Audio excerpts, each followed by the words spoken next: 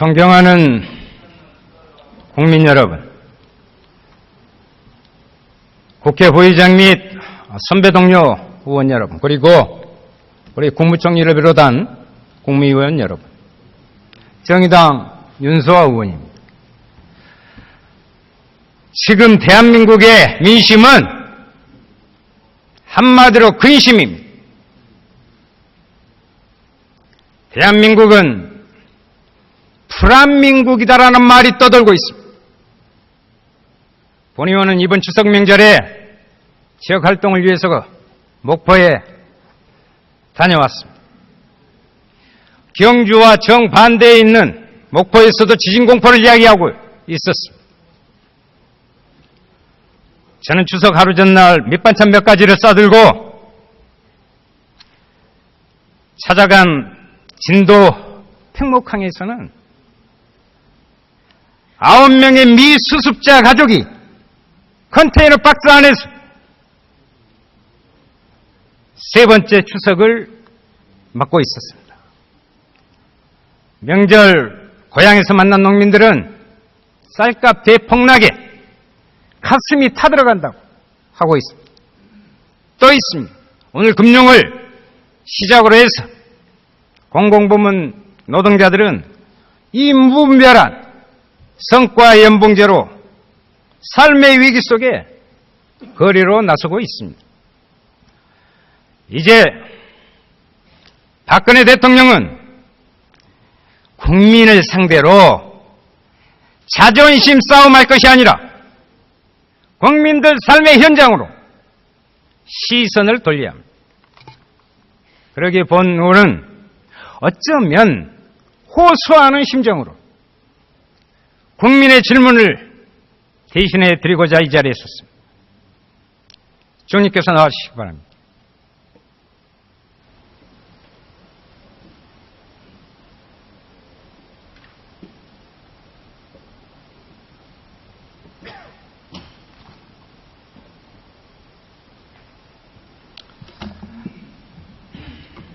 연일 수고가 많으십니다. 감사합니다. 한 가지 우선 물어봅시다. 국정 운영의 새로운 패러다임으로 공문마다 찍혀있는 그 행복한 대한민국을 여는 정부 3.0이라는 게 있죠. 그 뜻이 무엇이죠? 정부 3.0 사업을 통해서 국민들이 우리가 정부와 또 우리 사회가 지금 끌어가고 있는 여러 정책들을 같이 공유하고 또 그 혜택을 나눌 수 있도록 그렇게 하자는 기본 방향을 가지고 있습니다. 3.0은 투명을 이야기하고 유능한 정보를 지향하고 국민을 향한 맞춤형을 이야기하고 있습니다. 총리, 지금 현 정부는 이 3.0의 중심 과제로 제시한 바대로 투명하게 국정이 운영되고 있다고 생각하십니까? 지금 이 정부 3.0을 이 정부에서 정책으로 채택을 하고 추진을 해 나가고 있습니다. 여러 가지 과제들을 발굴을 해서 그 과제들을 토대로 해서 국민들의 삶이 나아지고 행복해질 수 있는 이런 길들을 찾아가고 있습니다. 그 중에 우리가 이제 정보의 공유라든지 이런 것을 통해서 투명한 사회를 만들어 가자라고 하는 것도 또 하나의 큰 방향입니다. 그래서 정부가 가지고 있는 여러 정보들을 그것을 정부만 가지고 있지 말고 민간에도 나눠주고 또 민간의 정보들도 같이 또 공유해가면서 우리 사회가 투명한 사회로 나아갈 수 있도록 하자라고 하는 그런 목표를 가지고 지금 진행을 해나가고 있습니다. 그러니까 지금 진행 과정이기 때문에 우리가 투명한 사회가 되었다 이렇게 단정적으로 말할 수는 없지만 우리 공공정보의 개혁에 관해서 EU에서도 제 기억으로는 작년 같습니다만은 평가를 해보니 우리나라가 그 부분에 와서는 많은 노력을 해서 또 성과를 가지고 있다. 그래서 정부 투명성 평가에 관해서도 우리가 그때 아마 제 기억으로는 세계에서 제일 좋은 평가를 받은 것으로 알고 있습니다. 예, 좋습니다. 고생하십니다. 유능한 정부라고 이야기했습니다. 그걸 지향한다고. 지금 이 정부의 국정 운영이 유능하게 진행되고 있다고 생각하시는지 한번 의견을 주십시오. 쉽게 말씀드리기 어려운 부분입니다. 다만 결국 지금 정부의 역량이라고 하는 것은 또 나라의 역량이 모여진 것이고 그것을 통해서 우리의 미래를 또 개척해 가고 있는 것인데 우리가 우리의 역량이 있느냐 없느냐 이런 부분을 그렇게 얘기한다고 하면 뭐 그건 자화자찬이 될 것이고 지금 국제사회가 우리를 어떻게 평가하고 있느냐 그것을 봐야 될 것 같습니다. 국제사회가 예를 들어서 우리 신용평가 국제 신용평가 기구들이 우리나라가 어려운 가운데서도 지금 방향을 잡아서 잘 가고 있다 이러면서 신용평가를 계속 올려가고 있지 않습니까? 작년, 금년 이렇게 계속 올려가고 있습니다. 이게 뭐 여러 해 전의 얘기가 아니라 바로 작년, 그리고 금년의 일이기 때문에 이런 방면에서 아직 여전히 우리가 부족한 부분이 많으리라고 생각을 합니다. 예. 그렇지만 우리 공직의 역량, 그리고 시민사회의 역량, 그리고 남아있는 많은 젊은이들과 또 기존의 경험을 가진 분들의 그런 힘들을 모아서 네. 우리가 정말 유능한 정부로 나아가기 위한 노력을 하고 있고 앞으로도 이런 부분에 관해서는 우리 의원님께서도 네. 많이 지원을 해 주시기를 바랍니다. 국제적 신용평가도를 높이는 것도 중요한데 제가 말하는 것은 보다 더 중요한 것이 있죠. 국민에게 유능하느냐 이게 첫 번째고 그걸 잘하면 전체적으로 국제적 신용도도 높아진다 이 말씀 드리고 싶습니다. 그 다음에 맞춤형 서비스 이야기하는데 그 부분은 제가 말씀드립니다. 본 의원이 판단하기에 이 현 정부는 결코 투명한 소통을 포함합니다. 불통입니다.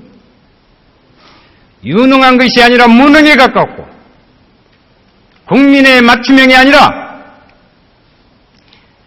대통령의 입맛에 맞추는 그런 국정 운영으로 일관하고 있다. 그게 제 생각입니다. 참조하시고요. 제 의견을 좀 말씀을 드릴까요? 아니요, 그것은 제가 좀 질문을 드릴게요. 총리, 경주에서 발생한 지진의 초기 대응이 제대로 신속하게 이루어졌다고 생각하십니까?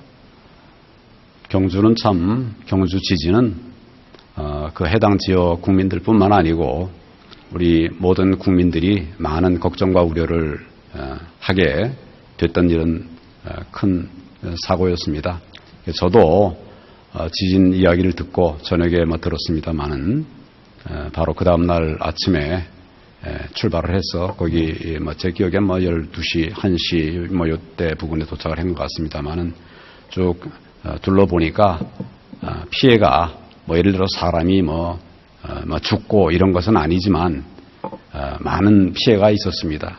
그러니까 기와장들이 많이 떨어졌고 물론 이제 경주라고 하는 곳이 기와 건물들이 많이 안 있습니까? 근데 기와라고 하는 거는 이 지진에 좀 약하게 구조가 그렇게 되어 있답니다. 그래서 많이 이제 떨어지고 또 떨어지는 기와에 맞아서 다친 분들도 있고 그래서 이런 것들이 좀 안타까운 그런 상황이었는데 그런 상황을 제가 내려가면서도 예상을 하고 예측을 하고 이제 우리 부처에 또 이렇게 잘 대처하도록 조치도 했지만 갔다 와서 또 각별한 그런 노력을 해야 된다는 점을 공유를 하면서 부처가 노력을 해왔고 지금은 여러 가지로 이제 특별재난 지역도 그렇게 지정을 해가지고 노력을 하고 있습니다.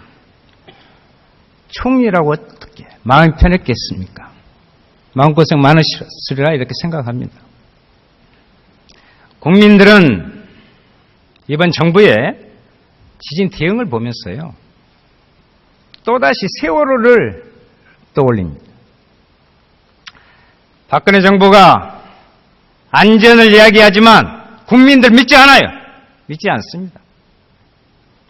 총리, 세월호 참사에 대한 진상이 완벽하게 규명됐다고 생각하십니까? 의원님 너무 잘 아시다시피 완벽한 진상 규명이라는 것은 사실상 가능하지 않지요. 그렇지만 우리가 할 수 있는 부분들은 다 해야 된다고 생각을 하고 진상을 밝히기 위한 노력들을 했습니다.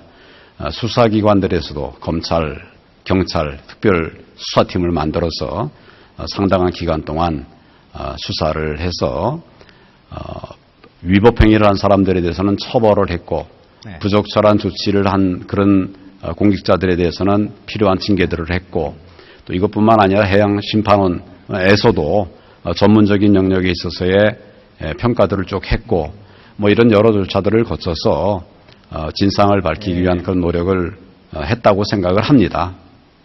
어제 뭐 답변해 보니까 다 했다 이렇게 표현을 하셨어요. 저희가 아직 할 수 멀었죠? 있는 부분들은 다 했다고 생각을 합니다. 정부에서 할 수 있는 일만. 네. 그렇죠.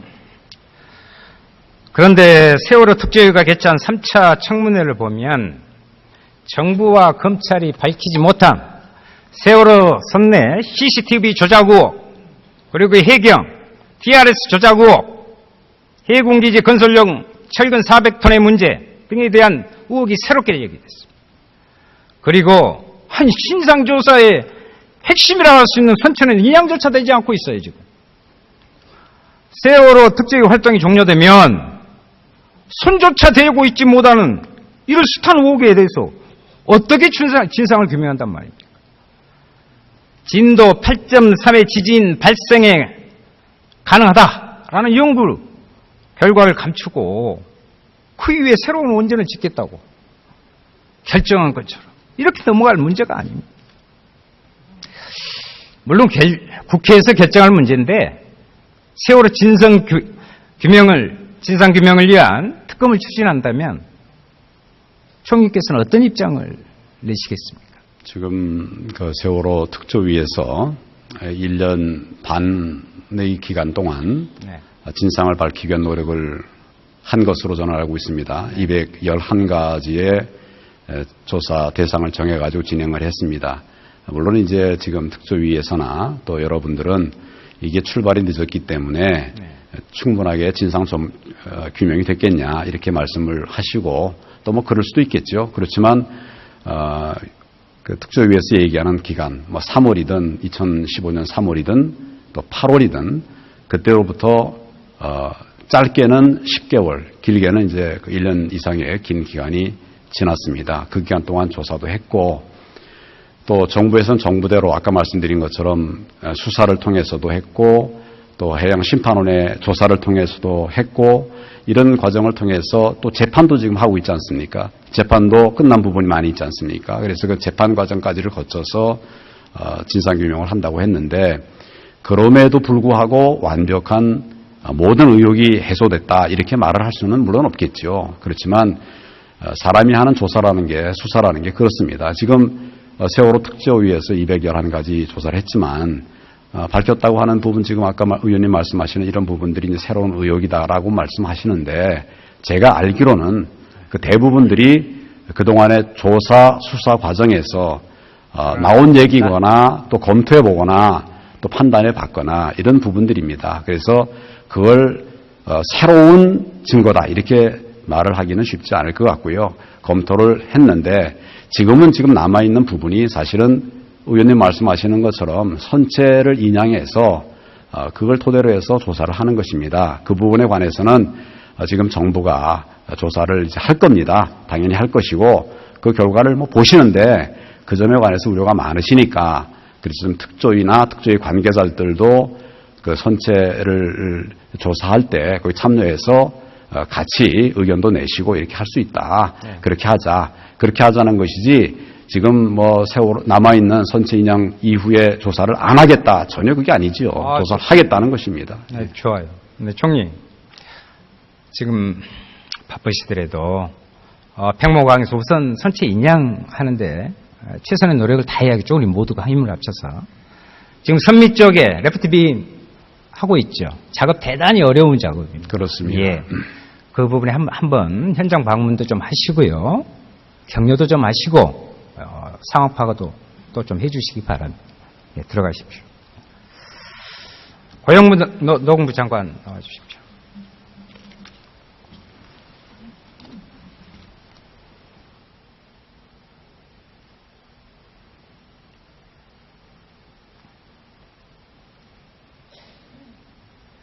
예, 고용노동부 장관입니다. 장관, 네, 사용자 측이 네. 단협 개정을 요구한단 말이에요.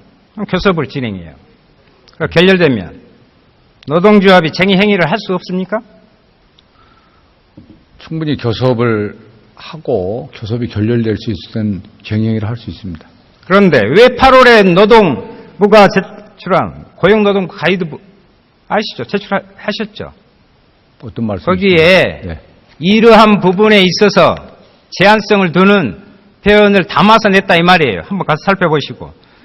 노동관계법 어디에 그런 조항이 있습니까? 없습니다.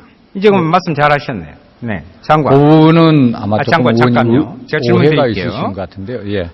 취업규칙 변경 절차가 네. 단체 협약에 규정된 근로정권 변경 절차보다 우선합니까? 노동부에 오래 계셨잖아요. 취업규칙에 정해진 내용과 단체협약에 정해진 내용들이 대부분 다릅니다. 지금 현재 쟁점이 되고 있는 임금체계나 이런 부분들은 아니, 네. 그 이야기를 하자는 게 아니고 네. 간단히 이야기합시다. 네. 단협이 우선합니까? 취업규칙이 우선합니까? 법에는 단체협약이 우선하도록 되어 있습니다. 그렇게 말씀하시면 되잖아요. 예, 효력은 그렇게 되어 있습니다. 단협을 위반하는 취업규칙은 무효라고 되어 있어요. 예, 그렇습니다. 무효입니다. 네. 공공기관 성과 연봉제 도입이 되면 전체 임금비가 늘어납니까? 공공기관의 대부분의 경우는 임금 체계에 관련된 부분들은 취업규칙에 되어 있습니다. 단체협약이 그 부분을 규율하고 있지 않습니다. 그래서 취업규칙 변경을 통해서 기업들이 임금체계 개편을 추진하고 있습니다. 네네. 결국 비슷한 파일을 예전에는 이렇게 동일하게 나눠줬는데 네. 이제는 이 사람에게는 많이 주고 이 사람이 적게 주고 그러니까 적게 받는 사람이 생기게 될 거 아니에요. 당연한 이야기 아닙니까? 전체적으로 미래 일자리 차원에서도 일한 만큼 보상받도록 하는 것이 일자리의 질과 양을 늘릴 수 있고 또 우리 국민들이 바라는 바도 내가 일한 만큼 대우받고 싶다라고 하고 있기 때문에 우리나라의 연공서열성이 다른 국가 비해서 훨씬 강하기 때문에 임금 체계를 바꿔야 된다는 것은 수차례 노사정 간에 합의된 내용입니다. 그래서 그런 차원에서 진행이 결국 그 사람한테는 불이익 변경이잖아요. 그 부분은 그러면 근로기준법에 따라 노동자의 과반수 동의를 받아야 되지 않습니까? 그 부분은 의원님 제가 이렇게 질문 보셔야 드린 거 됩니다. 아닙니까? 사실 근본적으로 네. 성과연봉제 그 도입 여부는 취업규칙 개정의 문제이기 전에 임금체계라는 근로조건 결정에 관한 문제라 이 말입니다. 제 말은. 임금체계를 네. 송두리째 바꾸는데 단체 교섭이 필요 없다? 이것은 헌법과 노동법의 근간을 흔드는 것입니다.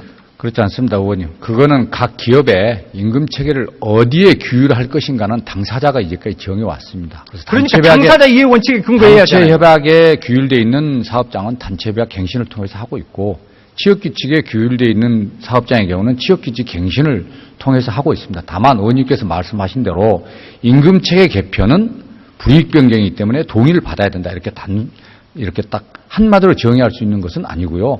각 기업의 임금체계 개편 내용이 전체 근로자들에게 이익이 되느냐 불이익이 되느냐를 먼저 판단을 해야 됩니다. 그런데 현재 공공부문만 하더라도 전체적으로 금년도 임금 인상이 3% 이상을 하고 있고 또 다수의 근로자들이 성실하게 일하면 월급을 더 올려받을 수 있는 체제로 돼 있고 이런 부분들이 다 이익적인 요소가 많이 있습니다. 예, 지금 다수의 근로자들이 불량하게 일하고 있습니까 지금? 아니요. 성실하게 일하고 있잖아요. 근데 왜 거기에 예. 장관 가이드라인을 통해서 근로기준법, 노동조합 관계법 이 상위법을 무시한 채 아니 일개 행정지침으로 이 지금의 사태를 만드는 것이 의원님. 고용노동부 장관이 할 일입니까 이것이? 의원님. 아니요, 잠깐만요. 행정지침이 아니고요. 그 부분은 노사정 대타협을 할 때 원래 경영계가 입법을 통해서 취업규칙 변경을 쉽게 해달라고 요구를 했는데 우리는 그건 불가하다고 그랬습니다. 그래서 그간 대법원에서 판결을 내린 걸 토대로 법률 전문가들이 어떻게 하면 취업규칙 변경 절차를 제대로 지킬 수 있는가를 우리가 명확하게 좀 해줘서 그걸 현장에서 지켜나가도록 하자. 장관, 그렇게 해서 그 부분에 의해서 장관, 준비를 이 했고 법원에 지금 대한 하고 있는 겁니다. 법원의 판결에 대해서 책임질 수 있어요? 그렇습니다. 전문가들의 작년에 많은 연구를 통해서 금년에 지침화했습니다. 거기에 따르면 많은 전문가들이 현재 임금체 개편이 불이익이 아닐 수 있다라고 볼 수도. 그럼에도 불구하고 저는 불이익으로 봤습니다. 다만 불이익의 경우에도 명백히 장관. 불이익인 경우는 동의를 받아야 되지만. 장관. 네. 아까 어떤 의원께서 말씀드렸다. 한 10분 정도 답변을 하시던데 말씀드릴게요. 우리 법원에서 법원의 네. 판결은 대단히 다양합니다. 그러나 이 문제와 관련해서 9대1로 근로자의 편을 들어주고 있었다는 사실을 잘 아셔야 됩니다. 임금체 고용노동부 네. 장관은 주무장관으로서 법령이나 단체 협약에 어긋나는 이 성과 연봉제 도입을 시도하는 공공기관에 대해서 이러지 마라. 같이 좀 이야기 좀 해라. 할 의향 없으십니까? 저희는 근로기준법의 취지, 근로기준법에 따른 판결의 취지를 토대로 임금체 개편은 법에 고령자 고용촉진법에 정년 60세를 시행하면서 반드시 고치도록 근로기준법 의무화되어 판결이라니. 있습니다. 이 의무화를 현장에서 시행하면서 혼란이 없도록 근로기준법 지키고 근로기준법과 연관된 판례도 지키도록 저희들이 지도를 하는 것입니다. 그래서 무조건 하라가 아니고 저희들의 지침의 취지는 노든 사든 충분히 협의를 해라. 협의에 불성실한 쪽에 불이익이 있다. 그런 취지입니다. 그러니까 사업주가 성실히 협의하지 아니하고 한 경우는 사회통상 합의성 인정이 안 되는 거고 근로자 측에서 노동자 측에서 나는 싫다. 협의할 수 없다고 버티면 그거는 동의권의 남용일 수 있다. 그렇기 때문에 자기 회사에 맞는 체제와 평가 시스템에 대해서 서로 머리를 맞대고 충분히 협의를 해서 도입을 하라. 그걸 저희들이 지도하고 있는 것입니다. 장관, 네. 2대 지침 폐기하시고 당장 노동계 대화에 나왔어요. 저희는 그리고요. 네. 그게 고용노동부 장관의 할 일입니다. 그렇지 않으면 아까 경영계 요구 자꾸 아까 말씀하시던데 그럼 차라리 대통령에게 직언해서 노동관리부로 직접 개편하자 이렇게 좀 건의하세요. 됐습니다. 들어가십시오. 네, 우리 청년 일자를 늘릴 수 있게끔 명확히 해주는 게 저희들은 매우 중요하다고 보고 있습니다. 네, 수고하셨습니다. 총리 나와 주십시오.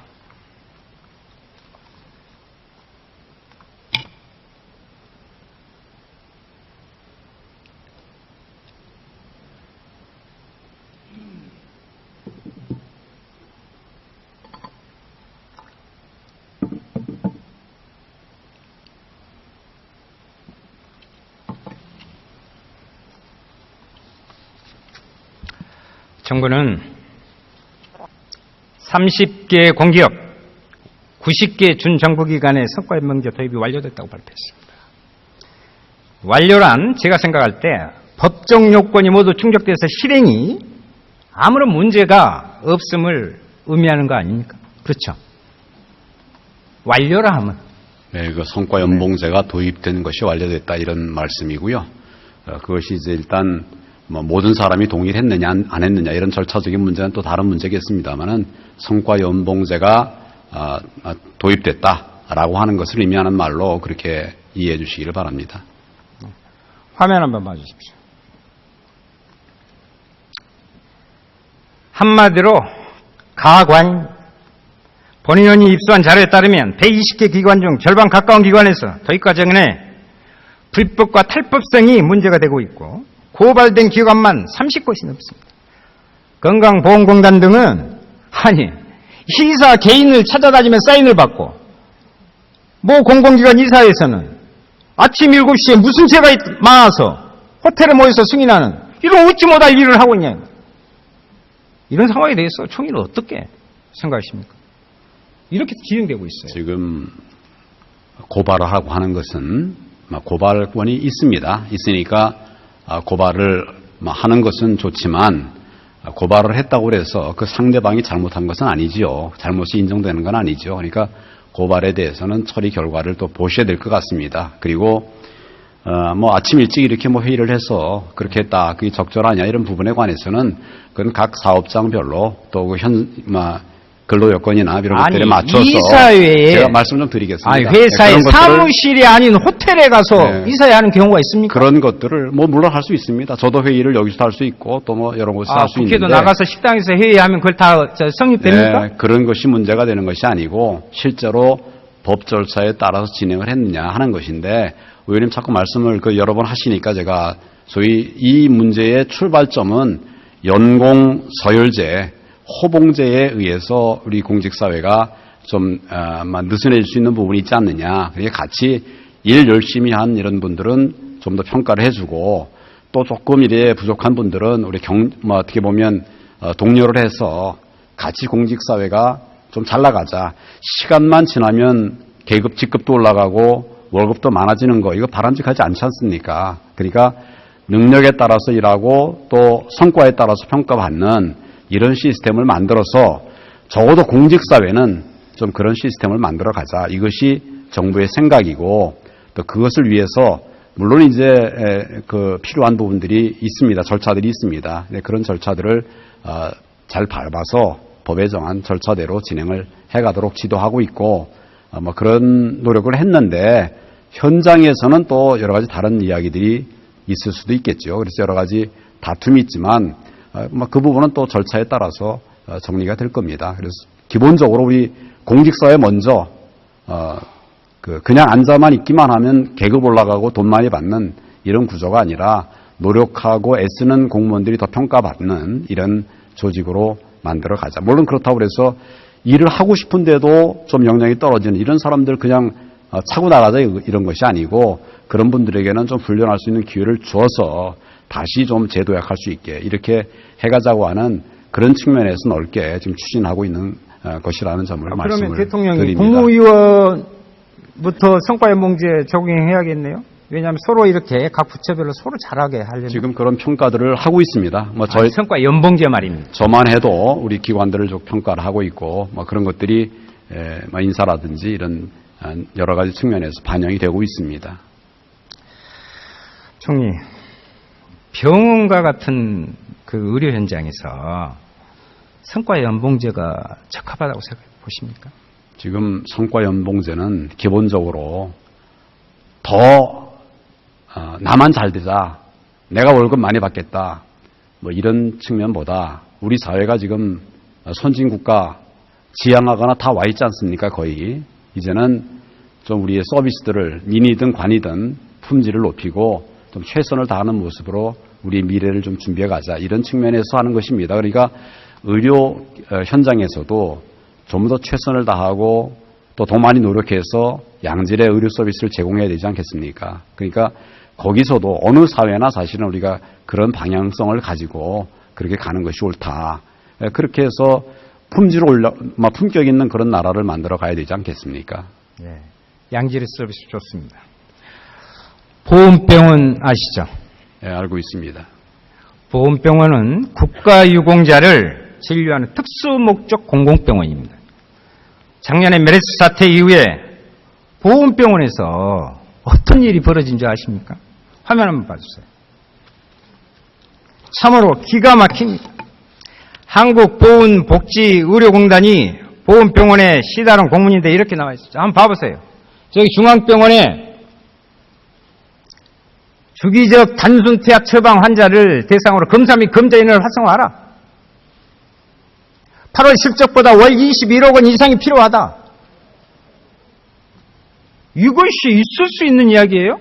그것도 국가유공자를 대상으로 하는 보훈병원에서. 결국 진료 건수 늘리고 고가의 의료기기 많이 쓰고 불필요한 검사 많이 해서 처방 많이 하고 해서 수익을 많이 내라는 것인데 과잉 진료, 과잉 검사에서 수익을 많이 내라고 하는 거 아니에요. 이게 정상적입니까 이것이? 보훈병원에서? 그 내용에 대해서는 제가 좀 더 살펴보겠습니다만은 보훈병원은 보훈 대상자와 그 가족들을 대상으로 한 병원 아닙니까? 저도 보훈병원에 몇 번 가봤습니다. 챙겨보고 또 격려될 분들도 있으니까 했습니다만은 굉장히 사명감을 가지고 그런 노력을 하고 있었습니다. 거기가 병원의 수입을 많이 올려야 되는 그런 병원은 아닙니다. 정부가 지원해주는 부분이 많기 때문에. 그래서 전체적으로는 저희들이 볼 때는 그 보훈병원 소속 의료진들과 관계자들이 많은 노력을 하고 있는 것으로 알고 있는데 혹시라도 그런 좀 부족한 부분이 있는지 그 부분은 좀 점검해 보도록 하겠습니다. 네. 지금 당장요. 성과연봉제 멈추시고 총리께서 나서셔가지고 대화부터 해야 됩니다. 이게 뭡니까 이것이. 그리고 각 공공기관에 제발 좀 성실히 교섭해라. 정의의 이야기다. 국민 불안하게 하지 마라. 노동자가 뭔 죄 있냐. 한번 말씀 한번 해주십시오. 의원님, 성실하게 교섭하지 않으면 그 자체가 불법적인 것이 됩니다. 그래서 정부에서는 법 절차에 따라서 충분한 교섭을 통해서 이런 절차들을 만들어 가도록, 그러나 그 과정에서 시간이 너무 지나서는 안 되는 것이니까 가급적이면 좀 빨리 조속하게 충분한 소통을 통해서 이 시스템을 도입해가지고 우리 공직부터가 먼저 좀 일하는 이런 조직이 되도록 그렇게 하자. 이것은 뭐 일을 강요하는 것이 아니라 자발적인 물론 노력이죠. 이런 것들을 더 모아가자. 이런 방향, 이것이 큰 방향이라는 점을 말씀을 드립니다. 부의장님, 답변 시간이 제 부분에 계산되었다는 것을 말씀드립니다. 답변 시간이 제 시간에 계산되었다는 것을 지적해드립니다. 시간을 더 달라는. 그랬어요? 예. 얼마나 그랬어요? 한 30초 정도 그랬습니다. 좀 더 주십시오. 저는 국회 안에 아까 같이 잘 하자는 뜻이잖아요. 공공부문의 바람직한 임금 체계 및 계획을 위한 사회적 논의기구를 구성할 것을 제안합니다. 협조합시다. 들어가십시오.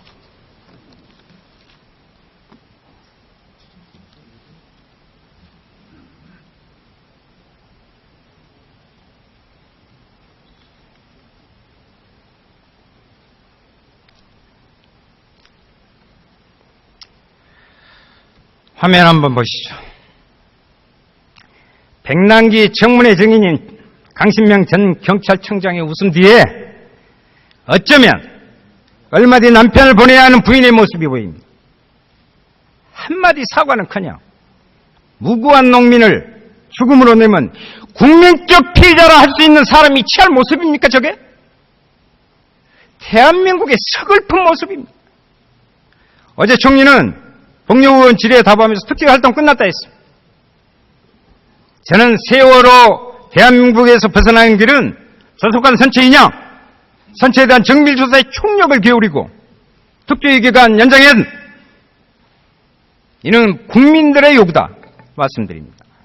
저는 솔직히 정부와 새누리당에 별로 기대할 것이 없다고 생각하지만 진상규명과 책임자 처벌을 위한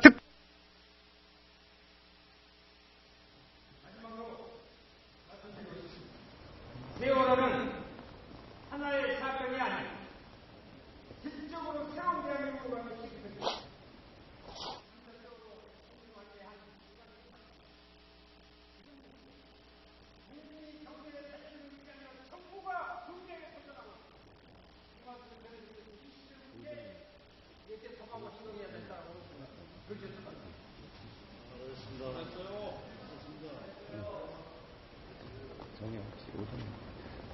시간이 없어. 그냥